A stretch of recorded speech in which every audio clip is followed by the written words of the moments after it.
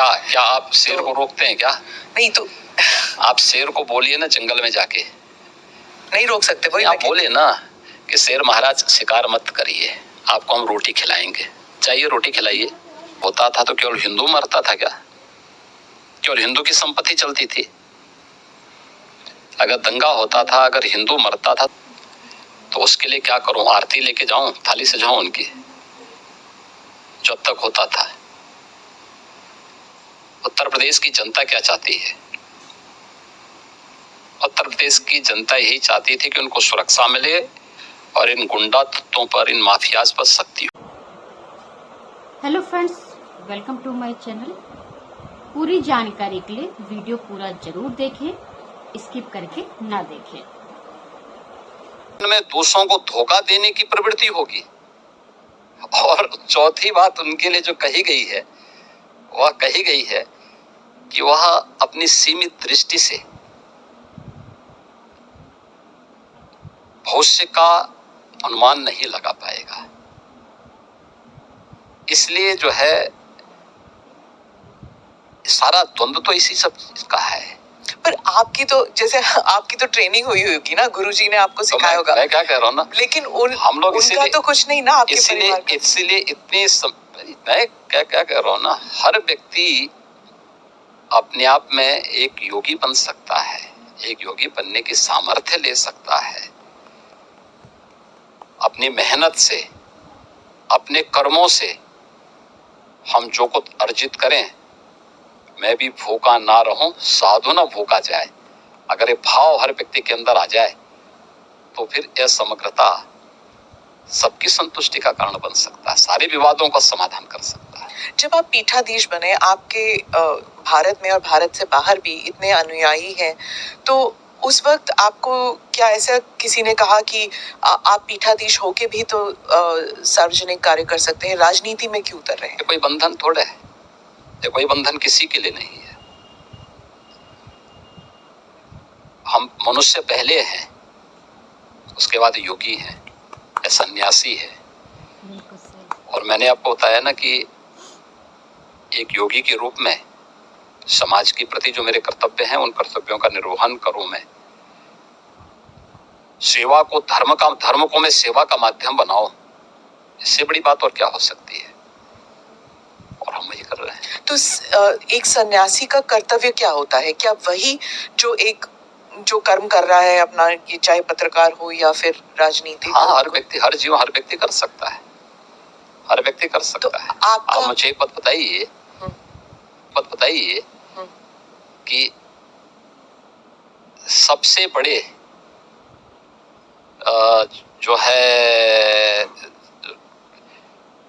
Media के reporter के रूप में अगर आप तुलना करें तो महर्षि नारद थे। अब मुझे बताइए, है थे कि नहीं थे? नारद जी रिपोर्टर, चलिए सबसे बड़े रिपोर्टर तो ही थे कि वो हर लोग की सूचना, इस लोक की सूचना दूसरे लोगों तक पहुंचा देते थे। वो क्या थे? वो एक सन्यासी तो थे। और मैं एक बात बताऊं कि सन्यासी ने किस कालखंड में अलग अलग क्षेत्रों में प्रवेश करके कार्य नहीं किया हो। मैंने तो पत्रकारिता का उदाहरण आपके सामने दे दिया है, और भी उदाहरण है, बहुत सारे ऐसे उदाहरण हैं। तो अब इसको आप कैसे कह सकते हैं कि नहीं हुए? धर्म के बारे में आप कह रहे थे कि it's a way of life, सिर्फ पूजा पाठ के साथ ना जोड़ा जाए, उसे अलग भी देखना चाहिए। एक बार आपने कहा था, लेकिन आपके साथ जैसे आपकी जो वेशभूषा है, इसलिए क्या लोगों ने आपको ये नहीं कहा कि अब आप सन्यासी की वेशभूषा जो है वो अलग कर दीजिए, अब आप राजनीति में जा रहे हैं, संसद में जा रहे हैं? हमारे यहाँ कोई ड्रेस कोड पॉलिटिक्स में नहीं है। ड्रेस कोड इसमें नहीं होता था ना, सफेद पोशाक पहने हुए तो गांधी टोपी पहन लिया तो ठीक है, पहने, उसके अनुरूप आचरण भी करे ना। देखिए, यह वेशभूषा हमारी इसलिए है, लोगों की दृष्टि में हमेशा बने रहें और लोग हमारे विचलन पे उंगली भी उठा सकें और विपरीत परिस्थितियों में साथ में खड़े भी हो सके। और इसीलिए इस प्रकार की वेशभूषा को एक चैलेंज के रूप में स्वीकार किया जाता है हमेशा। कैसे? एक दृष्टि भी देती है और साथ साथ व्यक्ति को पतन के गर्त से बचाने के लिए भी उसे हमेशा सचेत भी करती है। और इस दृष्टि से हम लोग हमेशा उसके प्रति कैसे मैं चैलेंज समझी नहीं कि कैसे चैलेंज इसलिए है क्योंकि जो व्यक्ति इससे पहले जो आपने नेता की परिभाषा की है उस वेशभूषा में रहते थे, उनके कर्मों को भी दुनिया जानती है। दुनिया ने उस सब कुछ देखा है, अपनी आंखों से देखा है। और हमारे सामने भी चैलेंज है कि हमें अपने आप को परफॉर्म करके साबित करना है, जिससे हमारी पार्टी को, हमारे नेतृत्व को और हमारे इस बाना को भी कटघरे में न खड़ा होना पड़े। पर जब आप भगवा वस्त्र धारण करके आप संसद में जाते हैं और उसके बाद आप चीफ मिनिस्टर बनते हैं, तो एक ग्रुप है जो समझता है कि ये बहुत ही राइट विंग है, ये बहुत ही हिंदुत्ववादी है और हर चीज को भगवा कर दिया, तो फिर मतलब it's only for Hindus, he is a chief minister only for Hindus. ये इंटरनेशनली भी लिखा जाता है, अखबारों में ऑपेड एडिट्स आते हैं कि ये बहुत ही एक्सट्रीम राइट विंग है, एक्सट्रीम हिंदुत्ववादी है। उनके कपड़ों से ही पता लग रहा है कि हर चीज भगवा है। देखिए, मैं पिछले 6.25 वर्ष से अधिक समय से उत्तर प्रदेश का मुख्यमंत्री हूँ जी। हमारी पार्टी और हमारे नेतृत्व ने मुझे 2017 में, मार्च 2017 में दायित्व दिया था और 2017 से उत्तर प्रदेश में कोई दंगा तो नहीं हुआ। मुझे एक बात बताइए, दंगा होता था तो केवल हिंदू मरता था क्या? केवल हिंदू की संपत्ति चलती थी? अगर दंगा होता था, अगर हिंदू मरता था तो मुस्लिम भी मरते थे। हिंदू व्यापारी की संपत्ति जलती थी तो उसके सटे हुए मुस्लिम व्यापारी की संपत्ति भी जलती थी। अगर गुंडे किसी हिंदू बेटी के लिए खतरा थे तो मुस्लिम बेटी के लिए भी उतना ही खतरा थे। कर्फ्यू लगता था और व्यापार प्रभावित होता था तो व्यापार तो पूरे बाजार का और पूरे मार्केट प्रभावित होती थी ना, एक व्यक्ति नहीं प्रभावित होता था। परसेप्शन खराब हुआ था तो यूपी का खराब हुआ था ना। पहचान का संकट यूपी के हर नागरिक के सामने आया था ना, केवल हिंदुओं के सामने नहीं आया था। इसलिए यह एक वह स्थिति है। 6 वर्ष में दंगा नहीं हुआ। आज आप देख रहे हैं यूपी में ना, 6 वर्ष में कोई दंगा नहीं हुआ, 6 वर्ष में कोई कर्फ्यू नहीं लगा, 6 वर्ष में सारे पर्व और त्योहार शांतिपूर्ण तरीके से संपन्न हुए। ये बड़ी बड़ी बातें करने वाले लोग देखें तो कैसे चुनाव होने, नगर निकाय का चुनाव, पंचायत चुनाव यूपी का, विधानसभा का चुनाव यूपी का, और वेस्ट बंगाल में भी पंचायत के चुनाव हुए थे। क्या हाल हुए थे? वे लोग वेस्ट बंगाल बनाना चाहते हैं देश को, जिस प्रकार से वेस्ट बंगाल में भी टीएमसी की गवर्नमेंट ने किया था। दोनों में अंतर है। हमने ढोंग नहीं किया, कोई पाखंड नहीं किया। हर एक को चुनाव लड़ने का अधिकार, उसका अधिकार है, भी उसको मिलना चाहिए। वो चुनाव लड़े, जीतने की सामर्थ्य होगी जीतेगा। हमें सामर्थ्य होगी हम जीतेंगे, हमें सामर्थ्य नहीं है तो नहीं जीतेंगे, और नहीं जीतना चाहिए हमें अगर हमें सामर्थ्य नहीं है तो। लेकिन अगर कोई व्यक्ति विरोधी ही क्यों ना हो, अगर उसमें सामर्थ्य है, योग्यता है, उसको जीतना चाहिए। उसका लोकतांत्रिक अधिकार है। कैसे हम उससे उसे वंचित कर सकते हैं? लेकिन कुछ लोग सत्ता में आकर के जबरन पूरी व्यवस्था को कैद कर देना चाहते हैं, और जो वेस्ट बंगाल में हमको देखने को मिला सबको, कैसे वहां विरोधी कार्यकर्ता दलों के कार्यकर्ताओं को मारा गया। ये चीजें माननीय मुख्यमंत्री जी ने जो कहा है, एक एक बात को गौर से सुनिए। मुख्यमंत्री जी ने जो कहा है वो सही है या गलत है, आप सभी कमेंट करके जरूर बताएं। माननीय मुख्यमंत्री जी को क्या कहना चाहिए था, क्या नहीं कहना चाहिए था, माननीय मुख्यमंत्री जी ने क्या सही कहा है, क्या गलत कहा है, आप सभी अपनी राय जरूर दें। तो आप सभी ये जरूर बताएं। दलों के कार्यकर्ताओं को मारा गया। ये चीजें आंखों को खोलने वाली हैं। इस पे तो कोई बोलता नहीं, इस पे कोई टिप्पणी नहीं करता है, सब मौन है। 1990 में कश्मीर में जो कुछ हुआ उस सब पे सब लोग मौन थे। आखिर ये दोहरा दृष्टिकोण क्यों?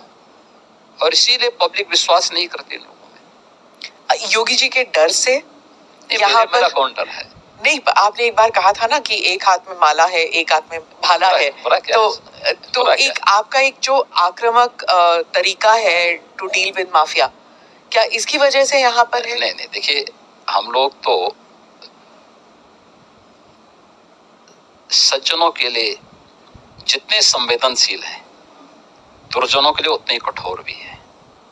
और इस शासन की रणनीति है, शस्त्रेण रक्षते राष्ट्रे शास्त्र चिंता प्रवर्तते,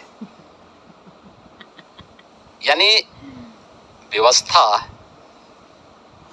सबकी सुरक्षा के लिए आवश्यक है। सुरक्षा सबको, कानून का राज होगा, लेकिन कानून को बंधक बनाने की छूट किसी को नहीं दी जाएगी। कोई भी हो, कतई नहीं देंगे। आपने ये भी कहा था कि कानून जो है वो मानव के लिए होना चाहिए, दानव के लिए नहीं। बात है, पर एक कॉन्स्टिट्यूशनल डेमोक्रेसी में सर, हर जीव जंतु के लिए कानून एक जैसा होना चाहिए। मतलब शेर भी शिकार कर सकता है, गाय के लिए भी उतना ही हक है। क्या आप शेर को रोकते हैं क्या? नहीं तो आप शेर को बोलिए ना, जंगल में जाके नहीं रोक सकते। वही आप बोले ना कि शेर महाराज शिकार मत करिए, आपको हम रोटी खिलाएंगे, चाहिए रोटी खिलाइए। तो वही मैं कह रही हूँ कि कानून में मैं वही कह रहा हूँ, वह एक वहां की नेचुरल व्यवस्था है, और वह नेचुरल व्यवस्था दंड का प्रावधान, यह एक व्यवस्था का प्रावधान है, और वह व्यवस्था, वह प्रावधान कानूनन ही लागू होती है, गैर कानूनी तरीके से नहीं लागू होती है। तो चीफ मिनिस्टर कैसे तय कर सकते हैं कौन मानव है कौन दानव? चीफ मिनिस्टर कहाँ तय करते हैं? चीफ मिनिस्टर तो एक बात बोलते हैं कि देखो शांति बनी रहनी चाहिए। हम तो हमेशा शांति का उपदेश देते हैं। कुछ लोग तो नहीं मानते कि आप शांति, सिर्फ शांति, मतलब आप बुलडोजर बाबा, ये सब आपके साथ, आपके नाम के साथ जुड़ा हुआ है, और आपका जो एक सिस्टम बना है, बाकी चीफ मिनिस्टर्स भी उसको कॉपी करने लग गए हैं। एक जगह आप बुलडोजर बाबा है तो वहाँ बुलडोजर मामा भी आ गए हैं। मुझे एक बात बताइए, इतने बड़े प्रदेश में इंफ्रास्ट्रक्चर का डेवलपमेंट होना चाहिए कि नहीं होना चाहिए? जी। और क्या इंफ्रास्ट्रक्चर के लिए क्या आज भी हम कुदाल और फावड़ा लेकर के जाएंगे कि हमें उसके लिए बुलडोजर और आधुनिक मशीनें चाहिए? बुलडोजर बाबा उसके लिए नहीं कहा जाता आपको सर, आप भी जानते हैं। अब इंफ्रास्ट्रक्चर के मार्ग में कोई बाधक होगा, यहाँ पहले होता क्या था? कोई कार्य स्वीकृत होता था, अभी पैसा अलॉट हुआ नहीं कि माफिया जाके जबरदस्ती हड़प करके सामान गिरा देते थे। अब लैंड का अलॉटमेंट हो रखा है कि यह हाईवे यहाँ से अयोध्या के लिए बनना है, ये बाराबंकी होते हुए बनना है, तो सत्ता प्रायोजित माफिया क्या करते, कहते नहीं नहीं, अब ये यहाँ से नहीं बनेगा, हमारी सुविधा इधर से है, हम इसको यहाँ से बना करके, वो अपना वहाँ पे मिट्टी और गिट्टी सब गिराना प्रारंभ करते थे, आधा दोरा काम छोड़ के पैसा निकाल लेते थे। ये सत्ता में बैठे हुए लोगों की हिम्मत नहीं थी कि उन माफियाज को रोक सके। आप मुझे बताइए, इस माफिया के लिए बुलडोजर चला करके उसको ध्वस्त करके जो अलॉटमेंट सरकार ने तय कर रखा है, इस पे ही हाईवे बनेगा और उसी पे नियम के अनुसार कार्य होगा, ये तय करना इस सरकार का काम है या नहीं है? ये सरकार का कार्य, और सरकार यही कर रही है। पर जैसे आपके प्रदेश में 19% मुसलमान पॉपुलेशन है, और कई लोग कहते हैं, उस समुदाय के लोग कहते हैं कि आप वो बुलडोजर को उनके घरों को तोड़ने में इस्तेमाल करते हैं। कोई निर्दोष मुस्लिम आके बता दे कि मैं निर्दोष था, मेरे साथ अन्याय हुआ है, कोई बता दे, कोई नहीं बोल सकता है। और फिर न्यायपालिका तो सबके लिए खुली है ना। पर जैसे अगर किसी ने कानून तोड़ा है, जैसे माफिया के लोग हैं, पर उनका घर तोड़ना क्यों जरूरी पड़ गया? नहीं, अगर किसी ने सरकारी संपत्ति पे कब्जा किया है तो उसके लिए क्या करूं? आरती लेके जाऊं, थाली सजाऊं उनकी, जो अब तक होता था। उत्तर प्रदेश की जनता क्या चाहती है? उत्तर प्रदेश की जनता यही चाहती थी कि उनको सुरक्षा मिले और इन गुंडा तत्वों पर, इन माफियाज पर सख्ती हो। बीजेपी को प्राप्त जनादेश इस शक्ति की ओर लगातार इशारा करती है। आम पब्लिक के सेंटिमेंट को इसके साथ जोड़ती है। 19 से 20% आबादी हो या 100% आबादी, कानून का राज सबके हित में है और वही समृद्धि का मार्ग भी आगे बढ़ाएगी, वही प्रदेश में एम्प्लॉयमेंट जनरेट करेगी, वही प्रदेश की बेटियों को सुरक्षित करेगा और यही उत्तर प्रदेश के अंदर किया गया है। आपने विधानसभा में कहा